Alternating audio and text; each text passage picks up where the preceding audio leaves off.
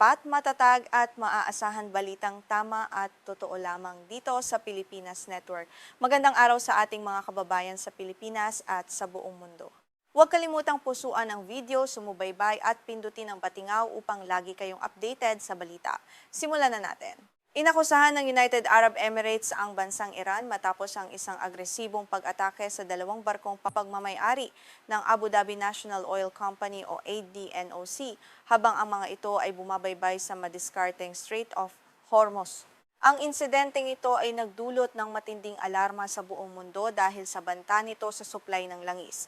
Ayon sa inilabas na ulat, naganap ang mapanganib na pag-atake noong Huwebes ng gabi sa naturang makipot at napakahalagang daanan ng tubig. Bagamat walang naiulat na nasugatan o nasawi sa mga tripulante ng mga barko, ang marahas na aksyong militar na ito ay lalo pang nagpataas ng tensyon sa pagitan ng dalawang bansa. Agad namang rumesponde ang mga unit ng seguridad upang matiyak ang kaligtasan ng iba pang sasakyang pandagat sa lugar.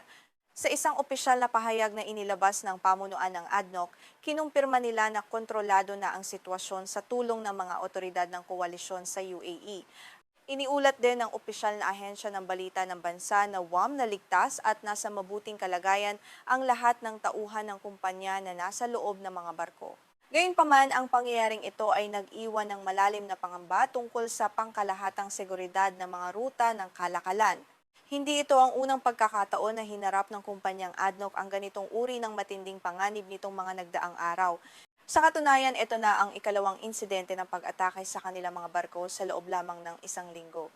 Noong nakaraang Sabado, mariing kinondena ng pamahalaan ng UAE ang katulad na pagsalakay ng militar ng Iran sa isa pang barkong may direktang kaugnayan sa kanilang pambansang kumpanya ng langis habang naglalayag. Ang sunod-sunod na agresibong pagkilos na ito ay nagpapakita ng lumalalang sitwasyon ng seguridad sa Strait of Hormuz. Ayon sa mga eksperto sa geopolitika, ang maikling pagitan ng dalawang pag-atake ay patunay umano na may nagaganap na sistematikong panliligalig sa mga komersyal na sasakyang pandagat. Ang paulit-ulit na mga insidenteng ito ay naglalagay sa mga marino at tripulante sa napakalaking panganib sa kanilang araw-araw na paglalayag. Sa kabila ng bigat at tindi ng mga naganap na pag-atake, kinumpirma ng pamahalaan ng UAE na walang sino mang nasaktan o nasugatan sa dalawang magkahiwalay na insidenteng ito.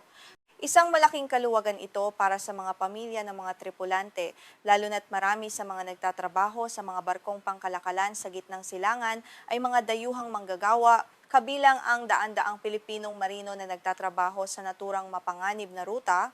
Agad namang nagpalabas ng isang matalim at opisyal na pahayag ang Ministry of Foreign Affairs ng UAE laban sa pamahalaan ng Tehran. Tinawag ng pamunuan ng ministeryo ang insidente bilang isang palaban at mapanghasik na pag-atake ng Iran na direktang lumalabag sa mga internasyonal na batas hinggil sa malayang paglalayag sa karagatan. Binigyang diin ng ministeryo na hindi nila palalampasin ang ganitong uri ng agresibong pagkilos na nagdudulot ng destabilisasyon sa rehiyon. Direkta ring tinukoy ng pamahalaan ng UAE ang Revolutionary Guards ng Iran bilang pangunahing responsable sa likod ng tinawag nilang mga gawaing pirata. Ayon sa kanilang pahayag, ang pag-target sa mga sibilyan at komersyal na barko ay isang seryosong krimen sa ilalim ng internasyonal na batas. Ang paggamit ng puwersang militar laban sa mga barkong pangkalakalan ay nagpapakita umano ng kawalan ng paggalang sa kapayapaan at seguridad ng rehiyon. Inakusahan pa ng UAE ang Iran ng sadyang paggamit sa Strait of Hormuz bilang isang instrumento ng panggigipit sa ekonomiya at pangingikil sa ibang mga bansa. Sa pamamagitan ng paglikha ng takot at kaguluhan sa daanang ito, sinusubukan di umano ng Tehran na kontrolin ang takbo ng pandaigdigang merkado ng enerhiya.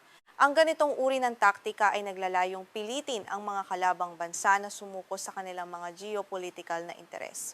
Ang marahas na hakbang na ito ay nagdudulot ng direktang banta hindi lamang sa katatagan ng buong rehiyon, kundi maging sa seguridad ng enerhiya sa buong daigdig. Dahil ang langis ay isa sa mga pangunahing nagpapatakbo sa ekonomiya ng maraming bansa, ang anumang aberya sa supply nito ay maaring magbunga ng malawakang krisis sa pananalapi, pagtaas ng presyo ng mga bilihin, at matinding inflasyon na mararamdaman ng mga ordinaryong mamamayan sa buong mundo. Hanggang sa mga sandaling ito, tikom pa rin ang bibig ng pamahalaan ng UAE at maging ng pamunuan ng kumpanyang ADNOC tungkol sa mga partikular na detalye ng mga barko. Walang inilabas na opisyal na impormasyon tungkol sa pangalan ng mga sasakyang pandagat, mga kargamento ng mga ito o kung gaano kalaki ang pinsalang natamo dahil sa pag-atake. Ang kawalan ng detalye ay bahagi umano ng kanilang pag-iingat kaugnay ng pambansang seguridad ng bansa. Sa kabilang banda, wala pang anumang opisyal na tugon o pahayag ang Ministry of Foreign Affairs ng Iran o maging ang pamunuan ng Revolutionary Guards hinggil sa mabigat na akusasyong ito ng UAE. Ang patuloy na pananahimik ng Tehran ay nagdudulot ng higit pang espekulasyon, tensyon at kaba sa mga bansang umaasa sa malayang kalakalan sa naturang rehiyon, pati na rin sa mga kumpanyang nagmamay-ari ng mga barkong pangkalakalan doon. Upang mas maunawaan natin ang kahalagahan ng lugar na ito, dapat nating malaman na halos 20% o 1/5 ng kabuuang supply ng langis at liquefied natural gas sa buong mundo ay dumadaan sa Strait of Hormuz. Ang makipot na daanang ito na matatagpuan sa pagitan ng Oman at Iran ang nagsisilbing isa sa pinakamahalagang ugat ng enerhiya ng mundo kung saan nakasalalay ang operasyon ng maraming industriya sa iba't ibang bansa. Mula nang sumiklab ang armadong labanan sa pagitan ng Estados Unidos, Israel at Iran noong ika-28 ng Pebrero, naging madalas ang aberya sa rutang ito. Ang digmaang ito ay nagdulot ng matinding takot sa mga kumpanya ng pagpapadala, dahilan upang iwasan ng ilan ang daanan na nagresulta naman sa mas mahahabang biyahe at mas mataas na gasto sa transportasyon ng mga produkto patungo sa kanilang mga destinasyon sa Asia at Europa. Dahil sa patuloy na banta ng pag-atake sa Strait of Hormuz, mabilis na tumaas ang singil sa kargamento o freight rates, bukod pa sa lumalaking gastusin sa insurance ng mga barko. Ang mga kumpanya ng transportasyon ay napipilitang magbayad ng mas malaking halaga para sa kanilang seguridad, na sa huli ay ipinapasa rin sa mga mamimili sa pamamagitan ng mas mataas na presyo ng langis at iba pang produkto. Direkta itong nakaaapekto sa mga bansang tulad ng Pilipinas na umaasa sa imported na enerhiya. Matatandaang nagbanta na noon ang Revolutionary Guards ng Iran na haharangin o aatakihin nila ang mga barkong dumadaan sa kipot kung ang mga ito ay may kaugnayan sa kanilang mga kaaway tulad ng Amerika at Israel.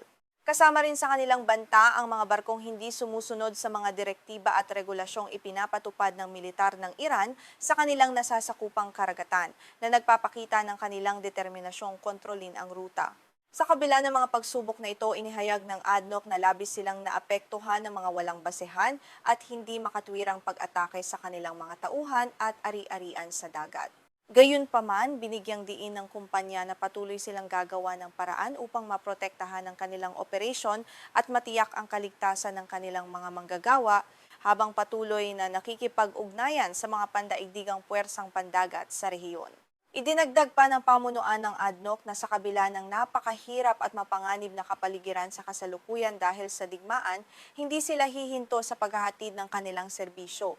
Patuloy nilang tutugunan ang mga pangangailangan ng kanilang mga kliyente sa iba't ibang panig ng mundo upang maiwasan ang anumang malubhang kakulangan sa supply ng enerhiya na maaaring magdulot ng pandaigdigang krisis sa ekonomiya. Ang ADNOC na pagmamay-ari ng pamahalaan ng Abu Dhabi ay kilala bilang isa sa pinakamalaking kumpanya ng enerhiya sa buong mundo na nagluluwas ng krudo, natural gas at iba pang pinong produktong petrolyo sa maraming bansa. Ang anumang pagbagal sa kanilang produksyon o pagkasira ng kanilang mga pasilidad ay maaaring magkaroon ng malaking epekto sa takbo ng pandaigdigang ekonomiya, partikular na sa mga bansang lubos na umaasa sa kanilang supply. Sa pagtatapos, ang panibagong tensyong ito sa Strait of Hormuz ay patunay na nananatiling mabuhay ang kapayapaan sa gitnang silangan. Habang patuloy ang banggaan ng mga dambuhalang kapangyarihan, ang buong mundo kabilang ang Pilipinas na umaasa sa imported na langis ay kailangang maghanda sa posibleng epekto nito sa lokal na ekonomiya at sa kaligtasan ng mga manggagawang Pilipino sa ibang bansa na maaaring maipit sa gitna ng kaguluhan. Isang mainit na balita mula sa West Bank, pumasok at nagkampo ang mga sundalong Israeli sa loob ng mga tahanan ng mga Palestino sa nayon ng Kusra. Nangyari ito matapos kubkubin ng mga militanteng Hudyong naninirahan or settlers ang mga pamilyang Palestino roon. Ayon sa alkalde ng nayon, layunin ng pangungubkob na ito na puwersahing palayasin ang mga residente mula sa kanilang sariling lupain sa gitna ng tumitinding tensyon sa rehiyon.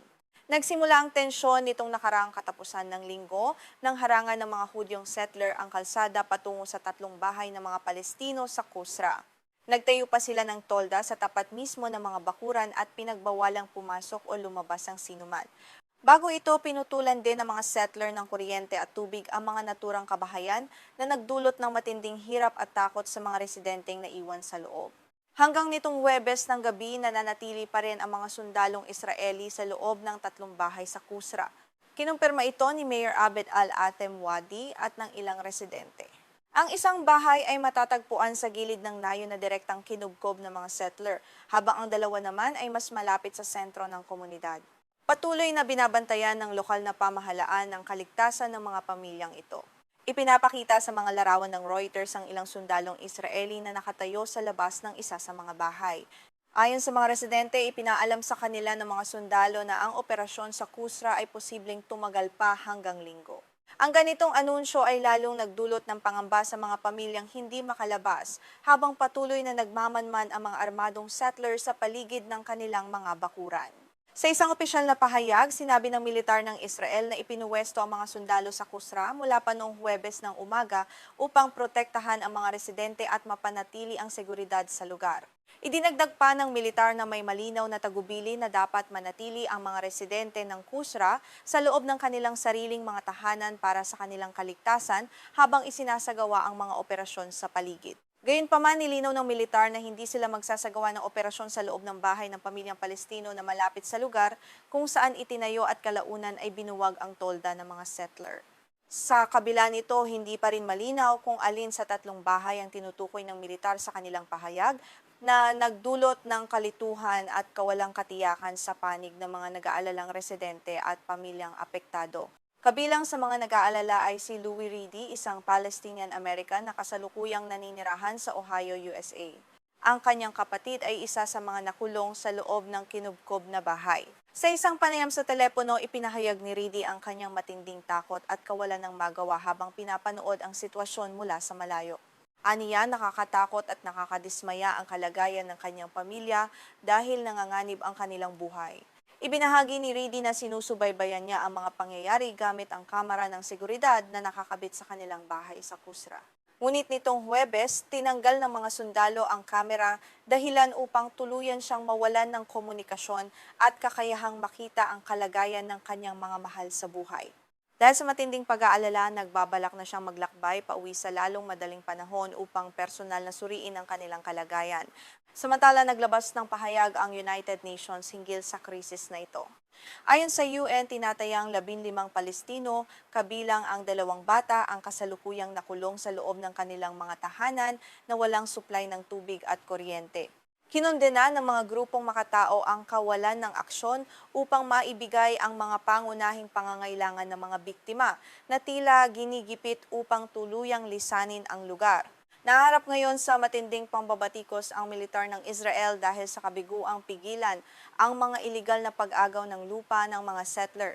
Ayon sa mga taga-suri, lalong lumakas ang loob ng mga settler dahil sa suporta ng kanang panig na pamahalaan ni Prime Minister Benjamin Netanyahu. Ang administrasyong ito ay kilala sa mabilis na pagpapalawak ng mga pamayanang Hudyo or settlements sa loob ng sinakop na West Bank. Bago ang pagpapadala ng karagdagang tropa nitong Huwebes, gumamit na ang militar ng gas na pampaluha sa tangkang paalisin ang mga settler ngunit nabigo ito. Kalaunan, nagpasya ang militar na magpadala ng mas maraming sundalo upang magsagawa ng mga operasyong pansiguridad at patrolya para umano mapanatili ang kapayapaan. Ngunit para sa mga Palestino, ang presensya ng militar ay tila nagsisilbi lamang upang protektahan ang interes ng mga iligal na settlers sa lugar. Isang video na kumalat nitong linggo ang nagpakita sa ilang lalaking Israeli na nakaunipormeng militar na sumama sa panalangin ng mga settlers sa loob ng itinayong tolda. Bilang tugon, sinabi ng militar ng Israel na magpapatupad sila ng mga hakbang na pandisiplina laban sa sinumang tauhan na napatunayang kasangkot sa gawaing ito. Gayunpaman, duda ang mga residente kung seryoso nga ba ang militar sa kanilang mga investigasyon. Sa ngayon, ang 2 pamilyang nakasailalim sa pagkubkob ay halos maubusan na ng mga pangunahing supply ng pagkain at tubig. Bukod dito, patuloy na pinipinsala ng mga settler ang kanilang mga ari-arian sa pamamagitan ng pagbato sa mga bintana at pagsigaw ng mga mapanirang salita laban sa kanila. Ang araw-araw na panliligalig na ito ay nagaganap sa harap mismo ng mga sundalong Israeli na tila walang ginagawang hakbang. Nakarating na rin sa kaalaman ng pamahalaan ng Estados Unidos ang insidente. Ayon kay Mike Huckabee, ang US Ambassador to Israel, nagpadala na sila ng kahilingan sa militar at pulisya ng Israel na paalisin ang mga tinawag niyang Israeli terrorist na gumagawa nito. Tahasan niyang sinabi na ang mga aksyon ng mga settler laban sa tahanan ng pamilyang Palestino ay isang kriminal na gawain na hindi dapat palagpasin ng batas. Bagamat malugod na tinanggap ni Louie Reedy ang mga pahayag ni Huckabee, binigyang diin niya na hindi sapat ang mga salita lamang upang lutasin ang krisis. Ayon sa kanya, kailangan nila ng konkretong proteksyon, supply ng pagkain at tubig, at higit sa lahat ang karapatang mamuhay ng malaya sa loob ng kanilang sariling tahanan nang walang takot sa banta ng dahas. Umaasa sila na magkakaroon ng agarang aksyon ang komunidad. Ayon sa mga Palestino, pinahihintulutan ng mga awtoridad ng Israel ang mga settler na mang-agaw ng lupa at mga ari-arian sa buong West Bank nang walang anumang parusa. Nangyayari ito kahit sa mga lugar kung saan ang mga Palestino ay may hawak na opisyal na dokumento ng pagmamay-ari na inisyu mismo ng Israel. Ang kawalan ng hustisya ay lalong nagpapalalim sa hidwaan sa pagitan ng dalawang panig sa paglipas ng mga taon. Ang mga insidente ng pag-agaw ng lupa ng mga settler ay partikular na karaniwan sa mga lugar na matatagpuan sa labas ng mga nayon tulad ng Kusra. Ang Kusra ay nakasailalim sa buong kontrol sa seguridad ng militar ng Israel na nagpapahirap sa mga lokal na awtoridad na Palestino na protektahan ng kanilang mga mamamayan. Dahil dito, madaling target ng panliligalig ang mga pamilyang nakatira sa mga hangganan ng nayon. Upang mas maunawaan ang sitwasyon, ang West Bank ay isang teritoryong sinakop ng Israel noong digmaan sa gitnang silangan noong 1967. Sa kasalukuyan, ito ay tahanan ng humigit kumulang 3 milyong Palestino at kalahating milyong Hudyong settler. Ang patuloy na pagtatayo ng mga pamayanan ng mga settler sa teritoryong ito ay itinuturing ng karamihan sa internasyonal na komunidad bilang iligal sa ilalim ng batas internasyonal. Ayon sa ulat ng Peace Now, isang grupong nagmamasid sa mga pamayanan ng Israel, mayroong humigit kumulang 146 na opisyal na pamayanan sa West Bank.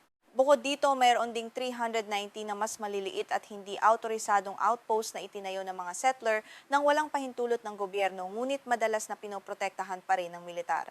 Ang mabilis na pagdami ng mga ito ay patuloy na nagpapaliit sa teritoryo ng mga Palestino. Sa pagtatapos ng ulat na ito, nananatiling nakatutok ang mata ng mundo sa magiging takbo ng sitwasyon sa Kusra sa mga susunod na araw. Magpapatuloy kaya ang proteksyon ng militar o tuluyan ng mapapalayas ang mga pamilyang Palestino mula sa kanilang lupain?